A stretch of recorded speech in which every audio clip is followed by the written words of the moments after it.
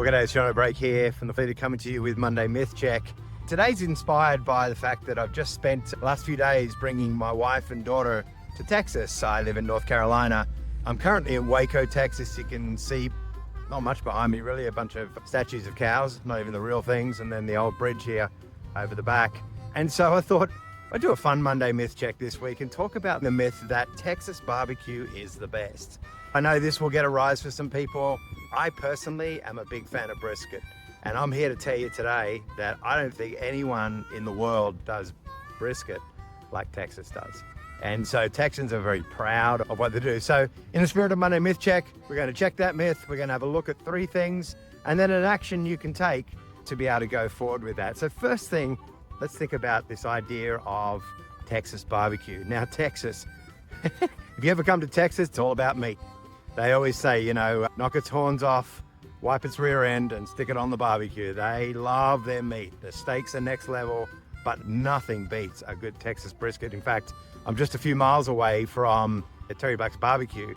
It's some of the best brisket I think I've ever had. If you're ever in Texas, go and find yourself a Terry Black's. That's a free advertising for them, but really, really good stuff. And so, you know, there's something about the taste of it, the way it just melts in your mouth. It's absolutely beautiful. So 3 things I want to have a look at today in terms of brisket is definitely a great meat. It's an expensive one, but it's got to be cooked properly. It's got to be cooked right. There's something about the way that Texans take brisket and turn it into a religion. They really do.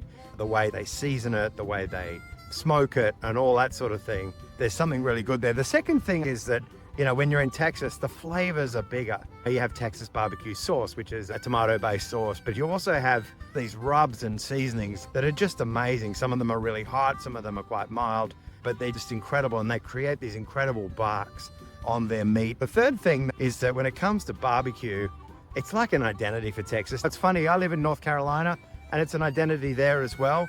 The Texans are just like, well, no one does it like Texas. And we've all heard that it's always bigger, it's always better. Well, it turns out it even tastes better in Texas. So that's just something to think about today. And what I want to do is just talk about an action, because I always say we can do 3 points in an action, all right? And so at the end of the day, I can take you to 7 or 8 different significant locations across the US, and they'll all tell you how great their barbecue is. Let's go to Mississippi, to Memphis, and think about the ribs. Let's think about the vinegar-based sauces and the pork in North and South Carolina.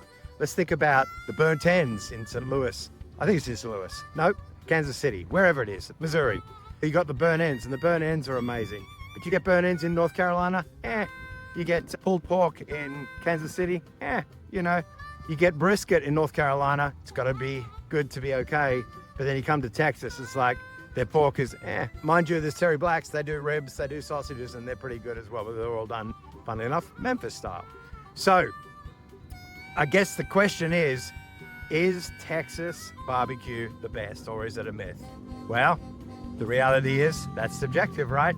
So what I encourage you to do is get out to some of these cities. I'm in Waco, Texas right now, but you could go down to Austin, to Dallas, anywhere in Texas and get fantastic barbecue. Get to some of these cities and check it out for yourself and realize that there is so much diversity to this, and this is a little bit like our businesses. Some of this stuff is very subjective. Who's the best? Who does it the best? It comes down to the fact that there is specialization, and specialization is good. So, this is Monday Myth Check. Is Texas barbecue the best? I think when it comes to brisket, hands down it is. I'm Jono Brake. This has been Monday Myth Check, live from Texas. Enjoy the journey.